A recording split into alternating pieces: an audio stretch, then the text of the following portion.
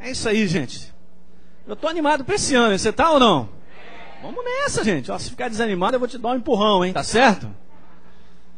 É isso aí, vamos dar um empurrão. Gente, Deus está conosco. Já parou para pensar isso? Todo dia, toda hora, está ali o Senhor contigo. Meu Deus. Nós vamos para frente. É isso aí. Você possa ser também um encorajador de outras pessoas. Deus nos dá um espírito de encorajamento. Ajude outros que estão ao seu redor desanimados. Bate nele lá, dá uma força. Precisa de Deus, anda com Jesus e tal.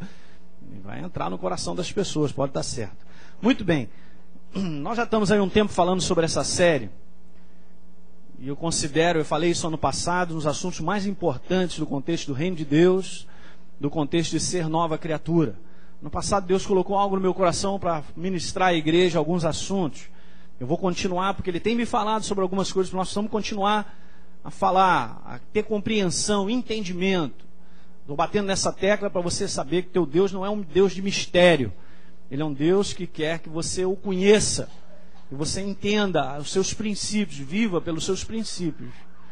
Então esse é um assunto importante. A gente está falando sobre vida de santidade. Eu não terminei, porque ele é um assunto extenso e a gente tem colocado os ângulos desse assunto aí, e a gente precisa terminar de falar sobre isso, sobre vida de santidade, o que significa. A gente já falou sobre isso, como é que isso aí funciona na nossa vida, porque, como falei, volto a repetir para aqueles que não pegaram, não estiveram aqui no decorrer de toda essa série. Eu estava dando uma olhadinha, eu comecei no mês de outubro a falar sobre isso, domingo de manhã, e vou levar ainda esse mês para nós terminarmos essa série. Mas esse assunto sobre santidade é muito mal compreendido dentro da igreja, porque esse assunto tem sido levado sempre para o lado da aparência, de que santidade é algo aparente.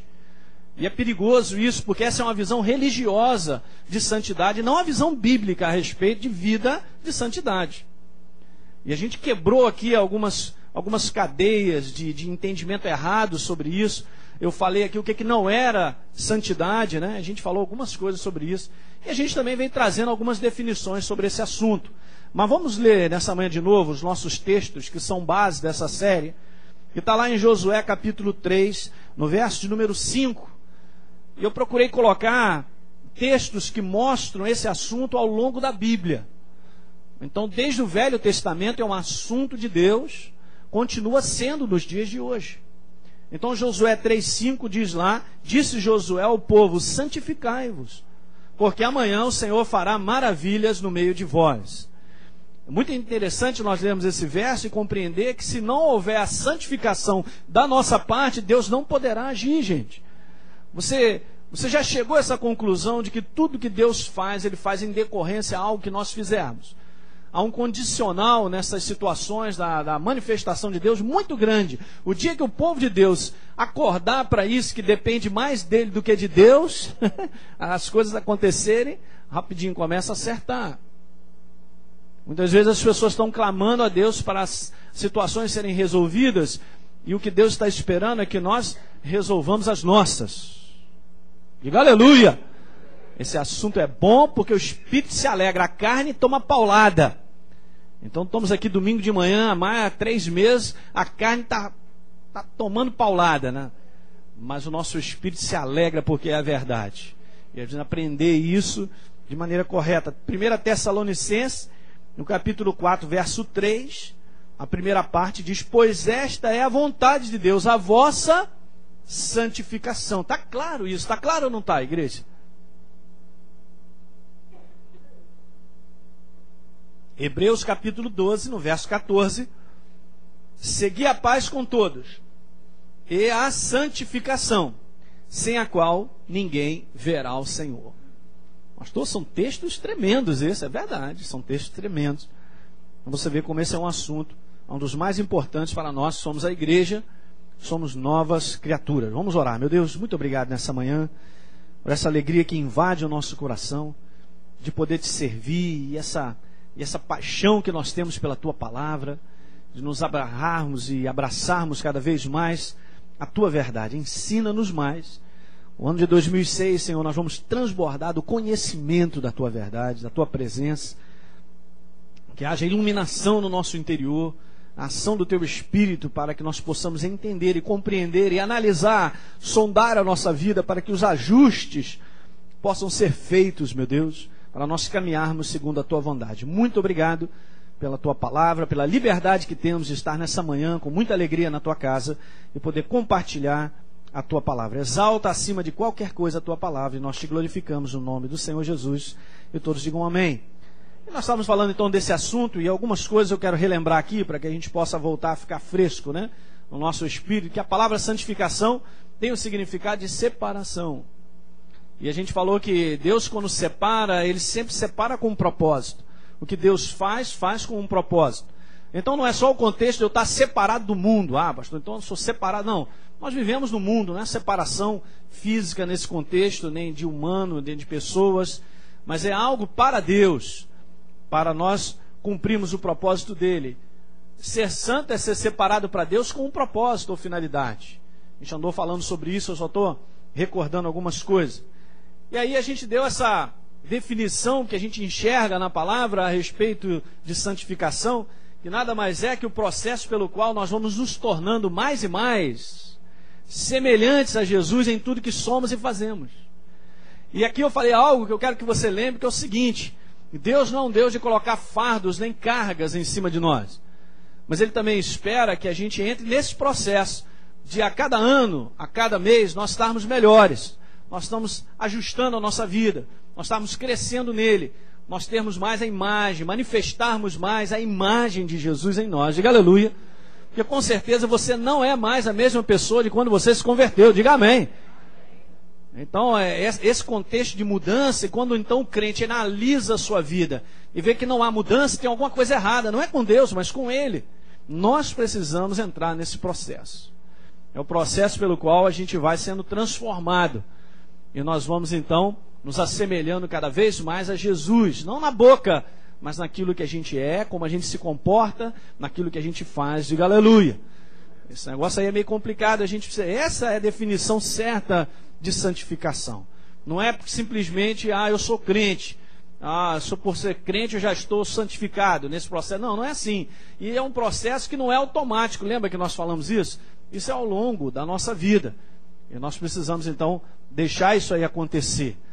A gente falou sobre algumas razões, e é justamente aqui que nós estamos nisso aqui, né, na altura desse esquema, das razões ou os motivos pelos quais Deus requer de nós a santificação.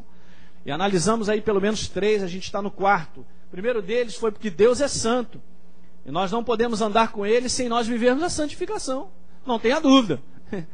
Somos filhos de Deus. Então nós temos que ser como Deus, parecidos com Ele. A mesma linguagem, o mesmo comportamento, a mesma maneira de ver as coisas. É por isso que Deus opera a nossa vida. Isso aqui é claro, é o primeiro motivo. Deus é santo. Importa então que nós andemos com Ele em conformidade como Ele é. Muito bem, aí a gente falou algumas coisas, que o sentido primário de santidade é ser separado, que na prática nos faz viver separado da maneira como o mundo vive. Você recebeu aqui o tratado de condutas da nova criatura. Você guardou isso na sua Bíblia ou já foi embora em 2005? Meu irmão, vai valer em 2006 demais isso. Eu distribuí aí para todo mundo, eu vou trazer de volta mais um pouquinho para te distribuir. Está lá o Tratado de Condutas da Nova Criatura, Efésios capítulo 4 e 5, Colossenses 3, Paulo fala sobre como nós devemos lidar uns com os outros. E eu cheguei a essa conclusão e volto a repetir para vocês, de que eu vi que o maior tratado doutrinário do Novo Testamento é como nós nos relacionamos uns com os outros. É tremendo isso. Então veja como esse assunto é importante. Então nós temos que ter uma vida completamente diferente no contexto de como o mundo faz, ou pensa, ou como age. Nós somos de Deus. Diga, eu sou de Deus. Aleluia. Somos de Deus. Padrão, estilo de viver, a maneira de pensar, de crer do mundo, não deve fazer mais parte da nossa vida, senão nós estamos vivendo o processo de santificação.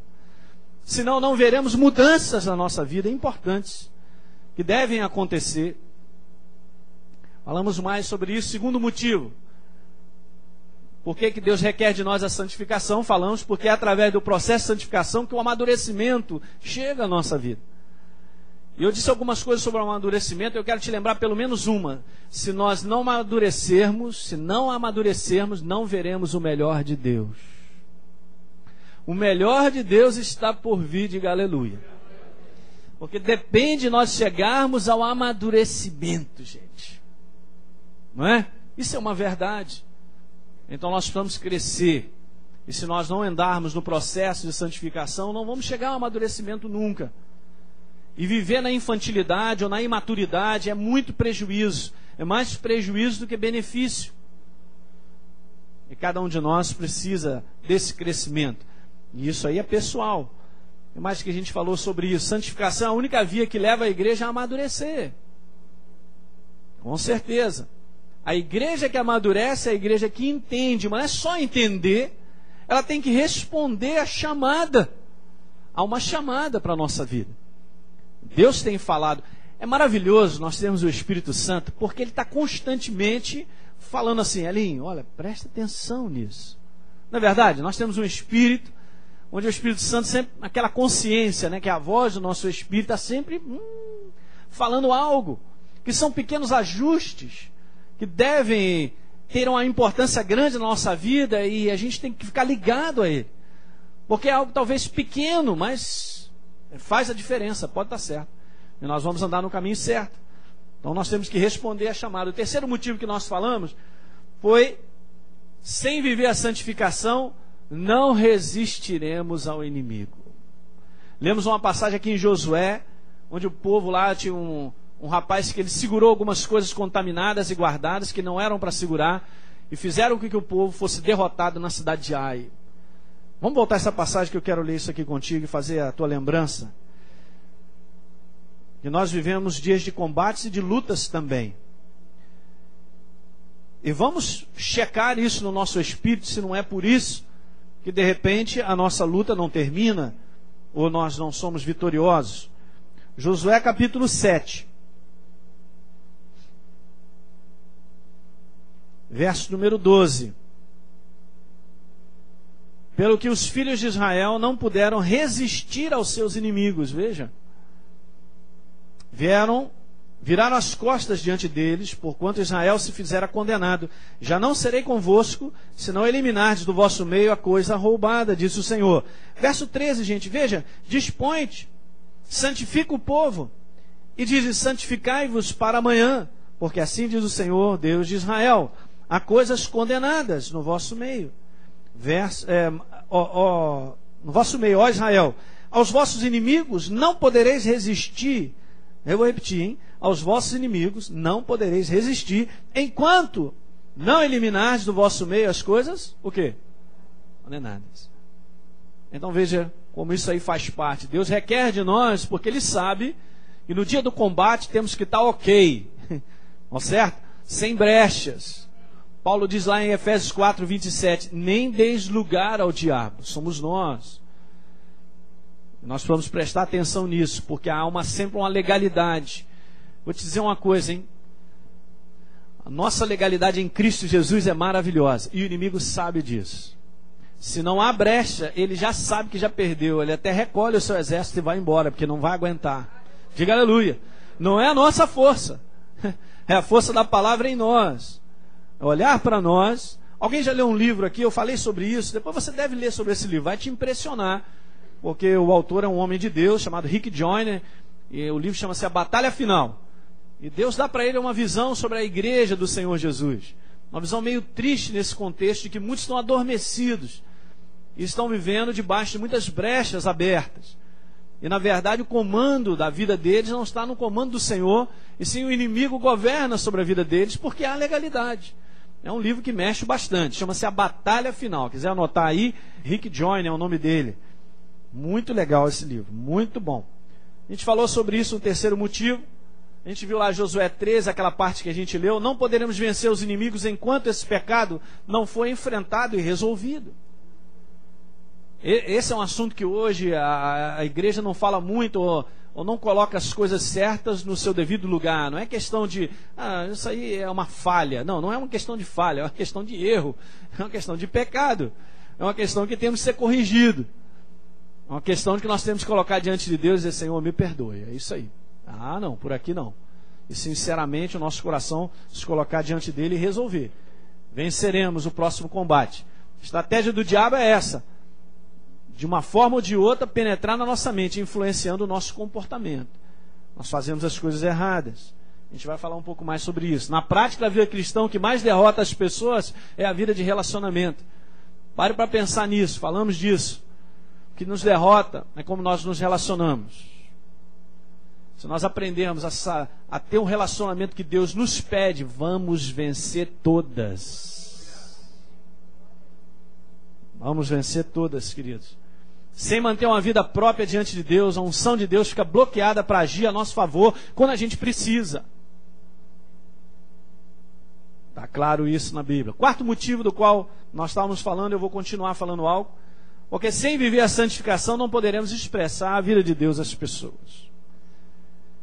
O que eu sou fala mais alto do que eu digo, no contexto da prática, gente. É justamente isso aí que tem queimado as pessoas, porque elas veem na palavra de Deus algo e não conseguem enxergar no seu povo aquele procedimento. Isso é perigoso. Isso pode trazer desânimo ao coração das pessoas e dizer, não, a igreja é assim mesmo. Eu não estou dizendo que nós somos perfeitos. Alguém sabia disso, né? Mas nós temos algo para ser feito na nossa vida. Nós temos um comportamento que Deus nos pede e é possível, porque se Deus nos pediu, é possível, gente. Então essa claridade, essa maneira de nós vivermos transparente, deve ser a nossa maneira. Senão as coisas não terão força. As pessoas não verão Deus em nós. Elas podem até ouvir a respeito de Deus, mas não vai bater. Não sei se você aqui no ambiente de trabalho, eu tenho um ambiente de trabalho, eu sei, tem muitos crentes que dão um mau testemunho de Jesus Cristo, do Senhor, o Rei da Glória, com o seu comportamento. É verdade o que eu estou dizendo ou não? Meu Deus do céu, o que é isso? Mas a pessoa não tem a menor noção, ela acha que a vida é dela, ela vive como ela quer. A nossa vida não é nossa, você pertence a Deus. A gente te comprou. Se tivermos mais essa consciência, isso crescer em nós, nós fomos comprados pelo sangue de Jesus. Nós somos embaixadores de Cristo, representantes do Deus Altíssimo. Aleluia, diga aleluia nessa manhã. Por isso que temos que levar a vida nossa muito séria dentro desse contexto, daquilo que nós precisamos. Eu falei algumas coisas aqui sobre se o mundo precisa de Deus, ele somente o verá através da igreja. Ele verá através do comportamento da vida da igreja. Fala bem alto isso. O que a gente falou mais? A igreja de hoje precisa aprender de novo a andar em amor. Lembra que nós lemos um texto? Vá comigo de novo a Mateus. Glória. Diga aleluia. A carne não dá aleluia, mas o Espírito dá.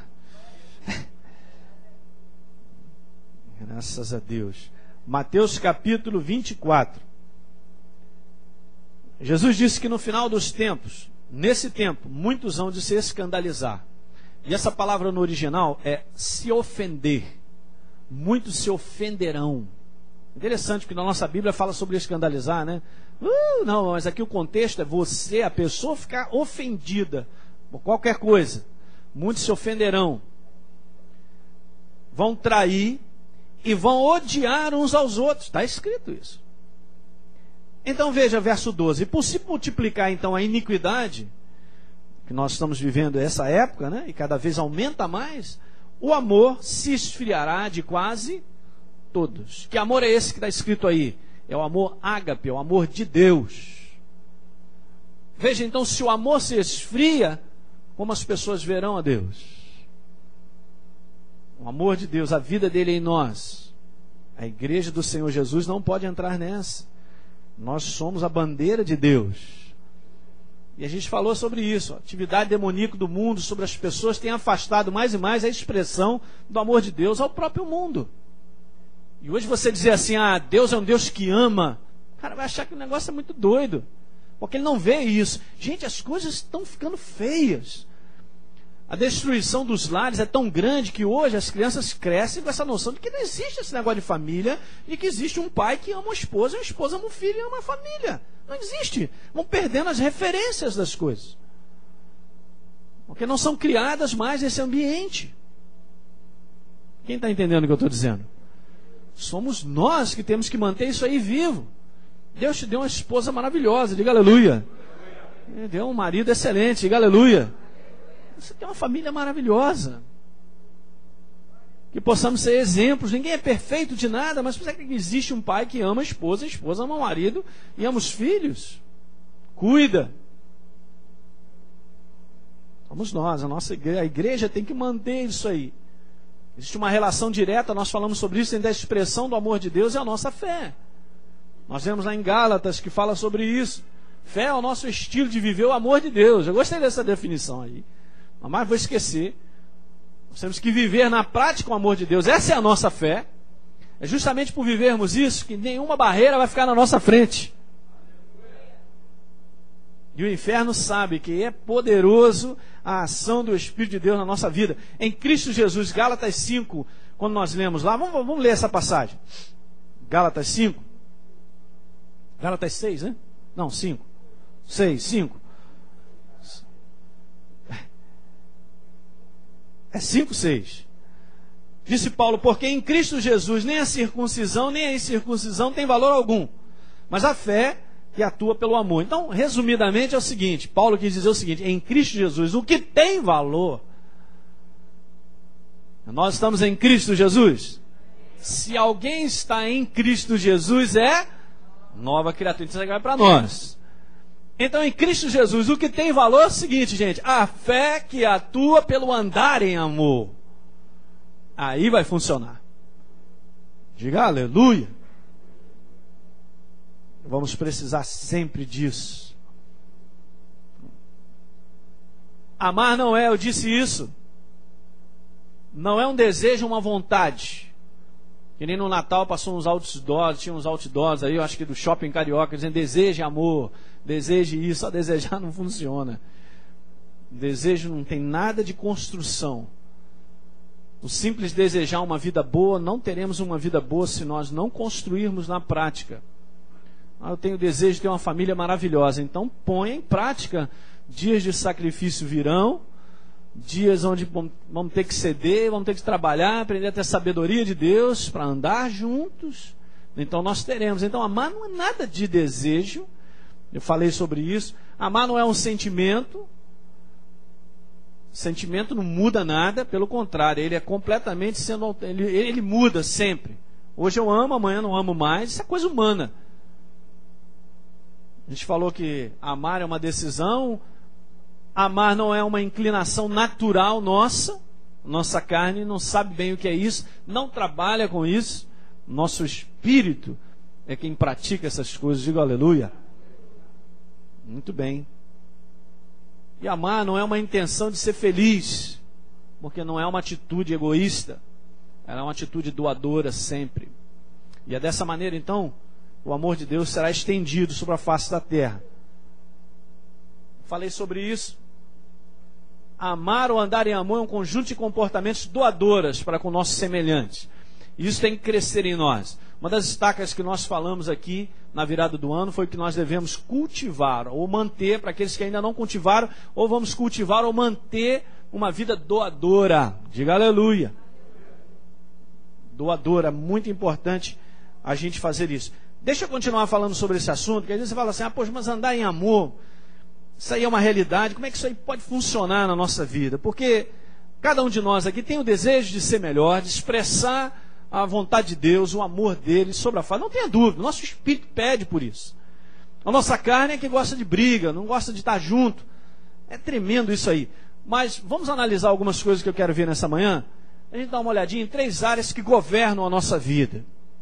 Preste bem atenção, porque se eu começo a enxergar isso, eu sei aonde tratar. Eu já comentei sobre isso, você sabe. Você está com febre, dá um remédio para a febre, está certo. Mas o correto é você tratar a origem da febre. Diga aleluia. Então vamos sempre à origem, porque Deus sempre nos mostra a origem das coisas. Ele sempre mostra onde está a raiz do problema. Deus faz isso. O homem é que se ilude. Ele tira conclusões aí das mais estranhas e acha que é daquela maneira. Não. Então vamos enxergar, porque existem 3 áreas que governam a nossa vida. São essas, o pensamento. O nosso pensamento, pastor, mas dá para investigar o nosso pensamento? Claro. Mas eles são tão rápidos, pois é. Mas Deus nos deu capacidade de nós controlarmos os nossos pensamentos. Digo aleluia. Nós vamos ter que analisar bem o tipo de pensamento que eu tenho, ou eu estou vivendo, ou tem sido o pensamento dominante nos últimos tempos da minha vida, porque pode impedir o progresso nosso. E pelo contrário, isso aqui traz grandes destruições, né? Uma outra área que nós temos que analisar são as nossas palavras. Aquilo que sai dos nossos lábios. Diga aleluia! Pois é, pastor. Pois é, nós temos que ver isso demais. São as 3 áreas que vão governar a direção da vida do homem. E a outra área é a nossa conduta, é o nosso comportamento mesmo. Agora, você tem que entender que essas 3 áreas, elas não trabalham assim isoladamente. Elas trabalham se interagindo. Se interagem. De uma forma assim, tremenda, automática, rápida. E nós devemos aqui ter uma grande atenção sobre esse aqui, sobre o pensamento, a qual eu vou falar um pouquinho sobre hoje. Porque isso aqui, se nós soubermos lidar com isso aqui biblicamente, com uma visão de Deus, vamos ser abençoados e outros serão abençoados. Diga aleluia. Pensamento, gente. Pensamento é onde tudo começa.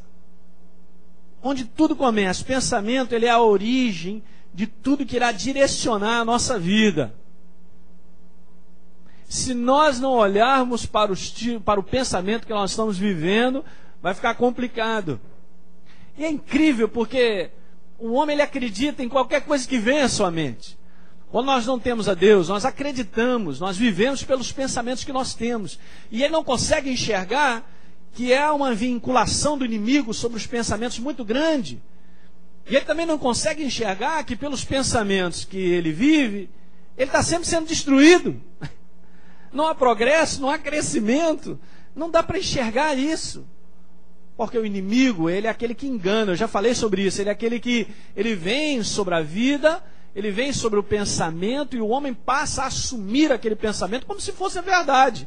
E não é.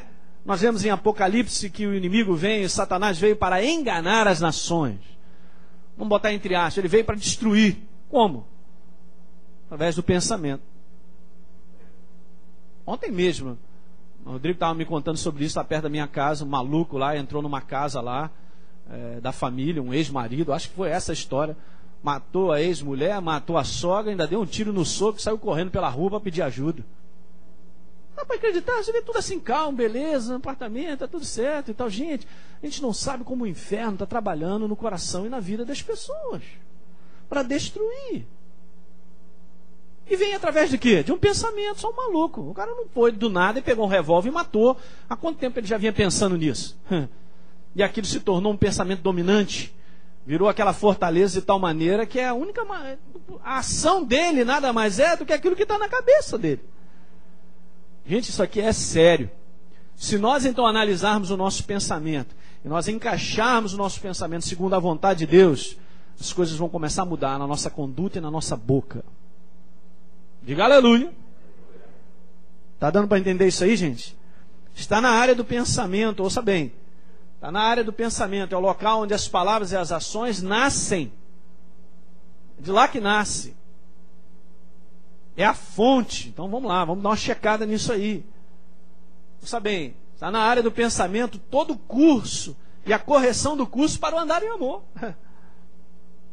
É lá mesmo que nós vamos corrigir. E é de lá mesmo que vai fluir o comportamento de nós andarmos em amor. Diga aleluia. Jeremias capítulo 17, vá comigo.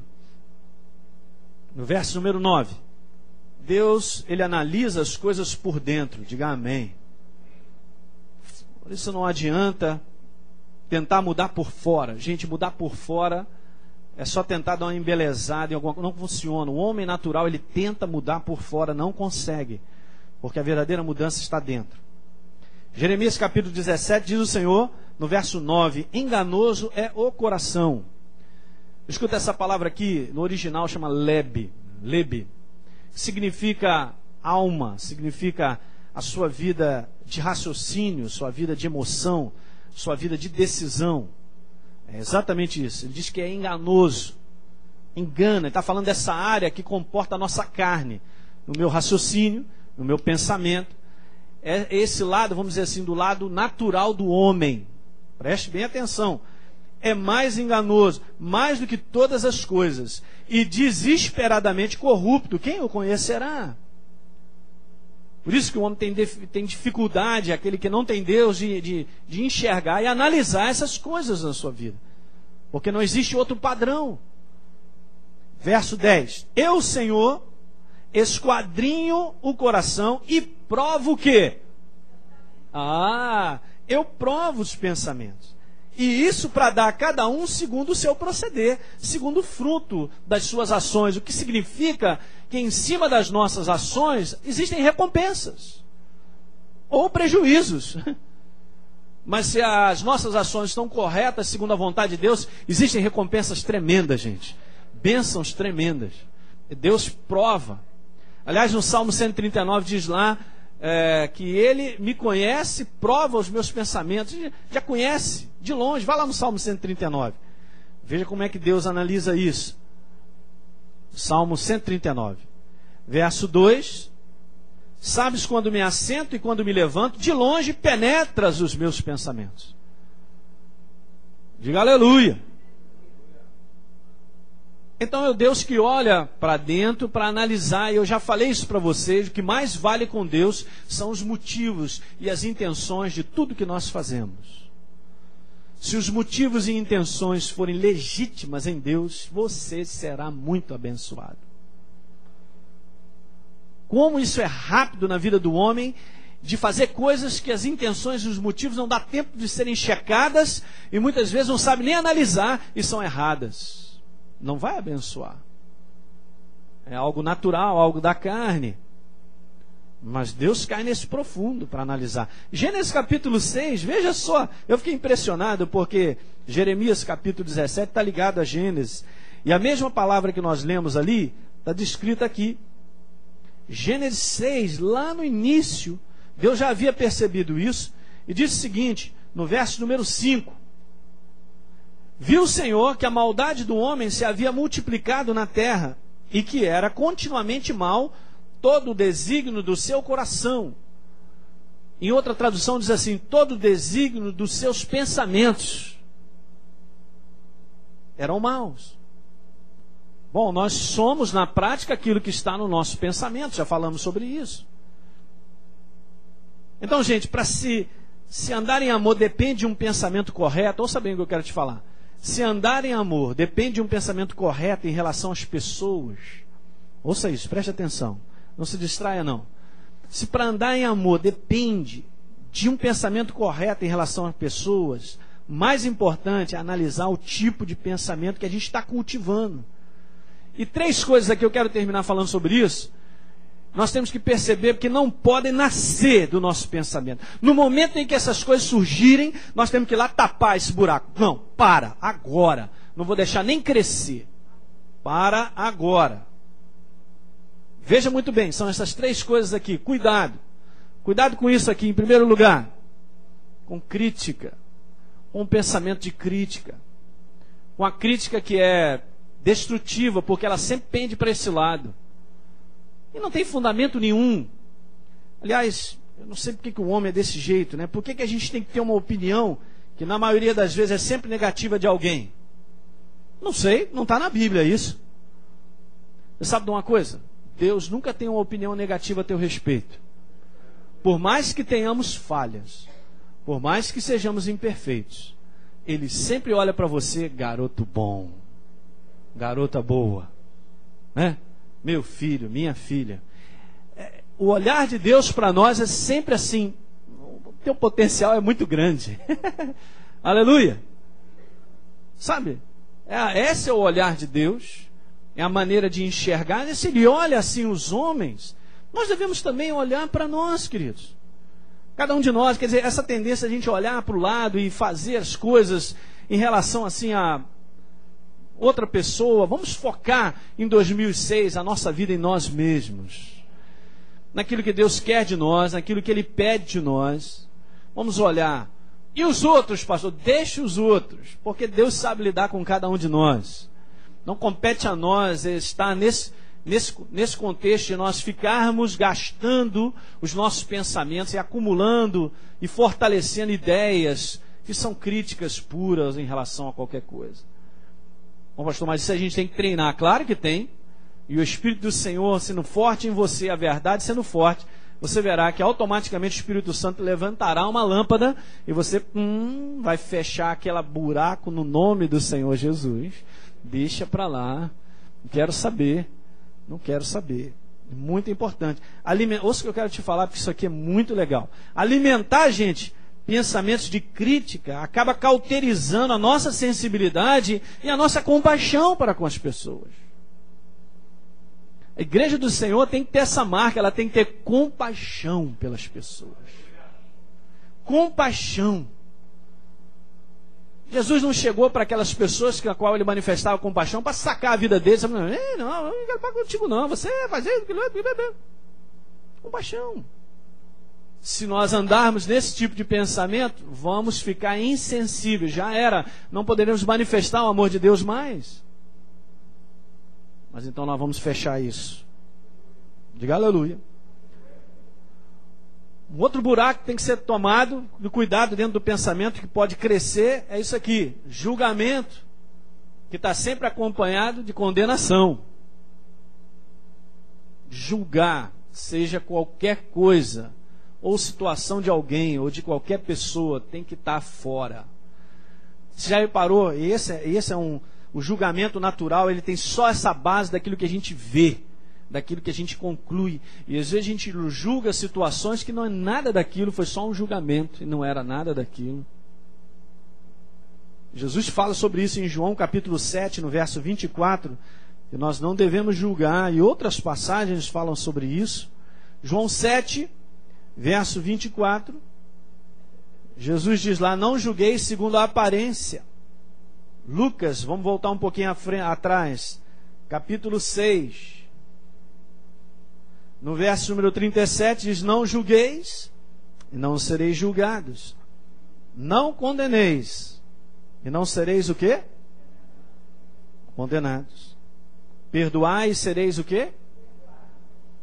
Isso aqui são práticas de relacionamento que fazem com que nós andemos em amor. O que houve, né? Tem um nenenzinho aí? Está incomodando? Ô mãe, você pode ficar um pouquinho lá em cima, porque senão o pessoal se distrai, sabe? É muito importante a gente falar a verdade e a gente prestar atenção. E por isso que a gente tem lá em cima, na geração vida, né? Dá um pulinho lá em cima, fica lá, tem professores lá, fica um pouquinho com ele. Obrigado. Então, gente, veja como Jesus está falando aqui sobre comportamento. Porque ele sabe que o comportamento certo trará bênçãos imediatas, serão atreladas à nossa vida.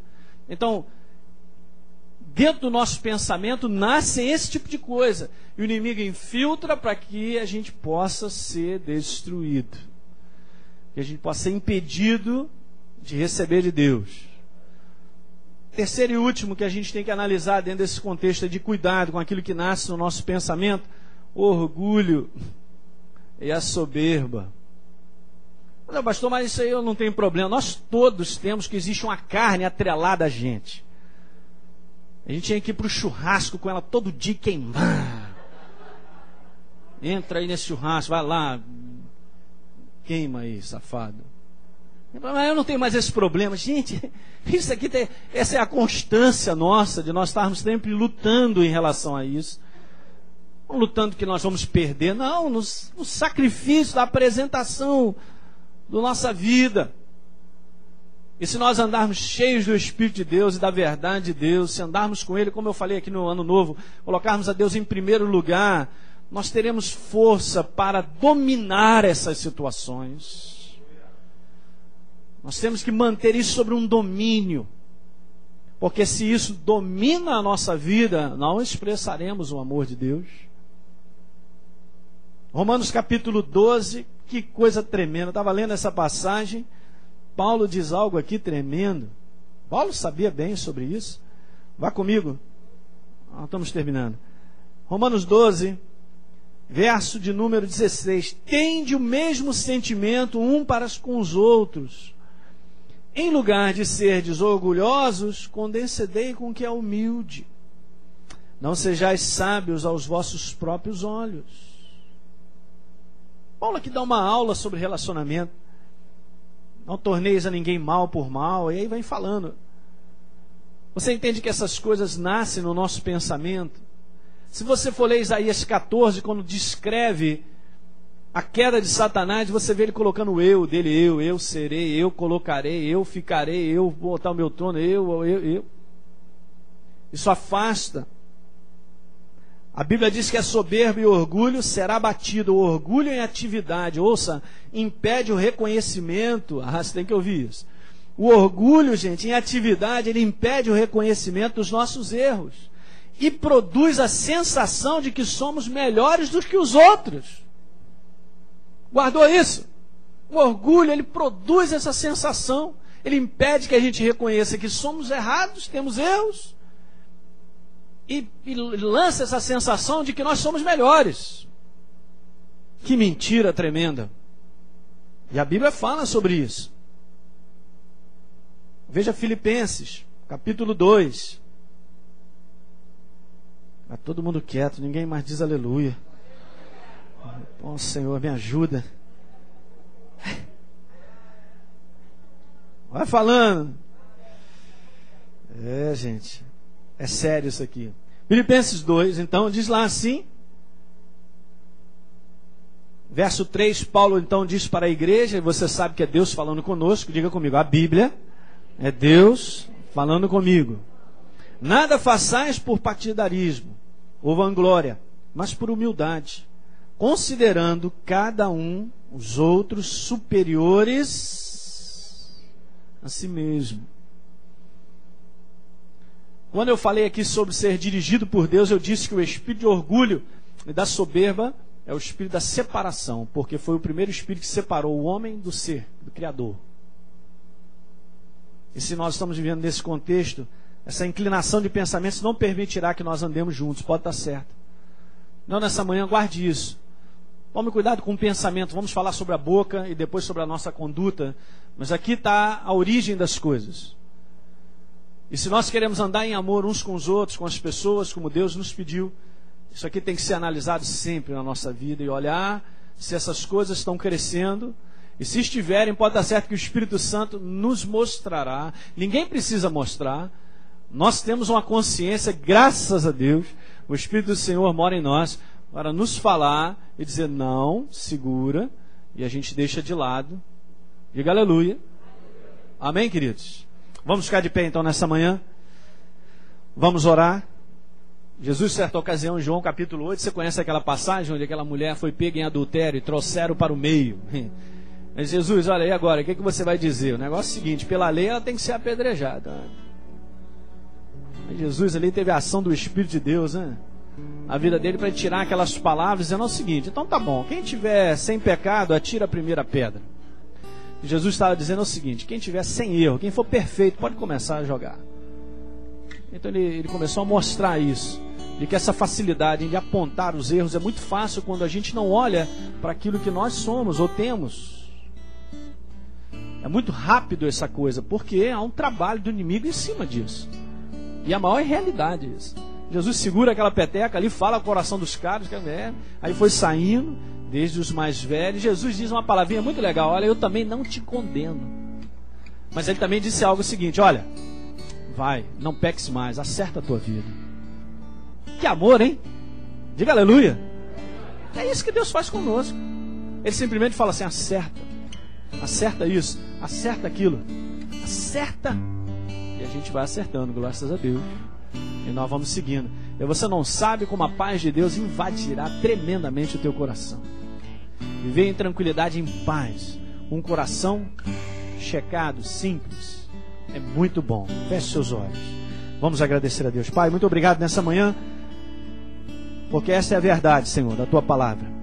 Nós estamos aprendendo dia após dia a caminhar, Senhor, em amor, andar, em viver em amor uns com os outros, em acertar as diferenças e as situações que muitas vezes, Pai, elas são realidades por conclusões lógicas do nosso pensamento, que não quer arredar, não quer dobrar o braço, não quer muitas vezes enxergar essa necessidade, Senhor, que todos nós somos pessoas que erram, pessoas falhas, e que dependemos desse Teu grande amor para cobrir essa multidão de falhas, Pai, e erros. E somos dependentes desse amor, desse perdão sendo liberado, sendo dado a cada um de nós. Pai, obrigado, porque esse é o Espírito que reina em nós. Este ano, Pai, será um ano muito maravilhoso. Nós vamos andar, Senhor, em amor. Nós vamos liberar, na medida que sempre for necessário, o nosso perdão. Bem como também nós precisamos, Senhor, pedir perdão sempre quando nós precisarmos. Mantenha o nosso espírito, como disse Davi, Senhor, cria em mim um espírito, Senhor, um coração puro e um espírito inabalável, Pai. Vê se há em mim motivos maus, Pai. Sonda, Davi disse isso no Salmo 139, sonda o meu coração, esquadrinha os meus pensamentos, vê se há em mim caminho mau, Senhor, e guia pelo caminho eterno, o caminho correto. Faz isso na nossa vida, Pai. É esse checklist do Teu Espírito no nosso interior, analisando, Pai, que tipos de pensamentos pelos quais nós temos vivido ou temos alimentados numa certa área da nossa vida, e nós possamos, Senhor, corrigir e andar livremente. Nós somos chamados para viver em liberdade. Não vamos ficar presos a pensamentos incorretos, a pensamentos que não vão construir a ninguém, nem a nós, nem a quem está ao nosso redor. E nós te agradecemos, Pai, porque Tu és maravilhoso. Nós queremos mais de Ti, menos de nós. Aleluia. Mais da Tua verdade. Coração adorador, coração que Te louva, coração que Te agradece, coração simples, Pai, que enxerga como Tu enxergas, Senhor. Dá-nos essa capacidade de enxergar como Tu enxergas, Senhor. Aleluia.